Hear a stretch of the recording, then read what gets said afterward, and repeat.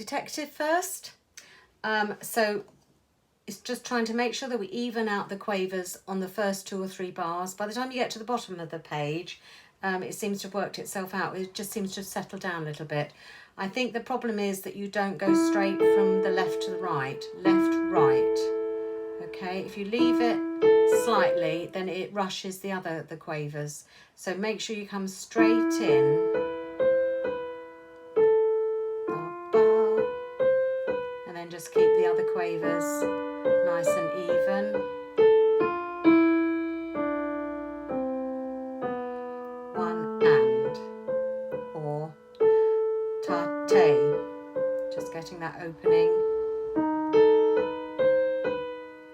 I suggest you practice this bar and the next. I'll come back to it again at the end.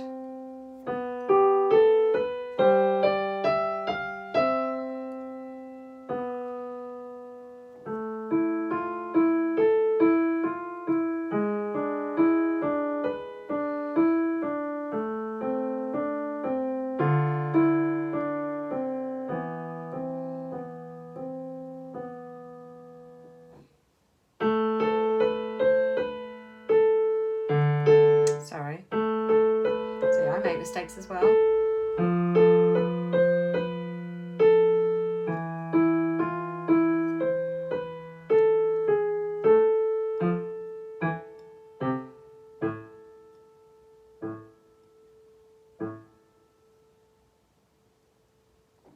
Okay, hopefully you could hear that A at the end, just hanging on. If you really listen carefully, hopefully you can hear it on the recording, because that's the music effect that the composer's intending at the end there. So that's why we're holding that last A in the right hand until the very end of the counting. Okay, so just getting the left, right, straight in, ba, ba, ba, ba, making sure, okay? Now, bars 8 and 9, sorry, I should play the top E as well.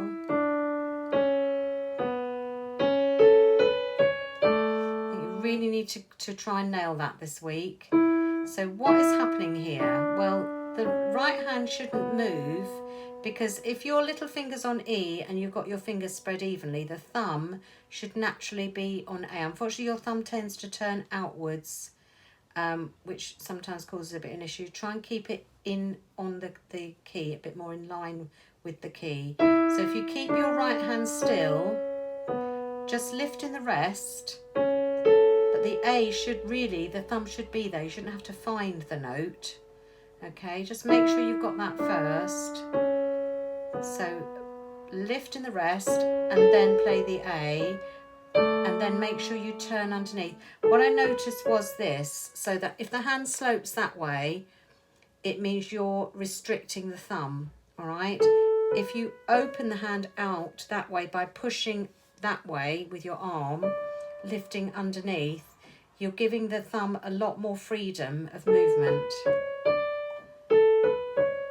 So try to keep that action rather than that action. Okay, by just sort of the hand dropping there. If anything, there should be a gap underneath here. Okay, so those 2 bars need some attention to get rid of any doubt, because we also do need that right and left hand to come straight in, one after the other. Okay, the next entry, which is on the G, you don't seem to have a problem with that one. I think it's a mixture of the sharps and because you've got to squash the hand a little bit there, haven't you, to get to the middle C. So it's a mixture of things really, just with that. Then be careful not to get the fingering wrong here in bar 12. Don't let that carry on for any longer. Turn under in the left. Make sure the 2 comes to the E. All right, that's very important. Then the next 2 or the end 2 bars on this line, we just sometimes seem a bit unsure of those 2 notes together, D and F. But we need to slow down and get quieter. And then just keep it still for a second. Break and then start afresh with our tempo back to speed. It's coming up a dynamic, is MF, that's quite loud.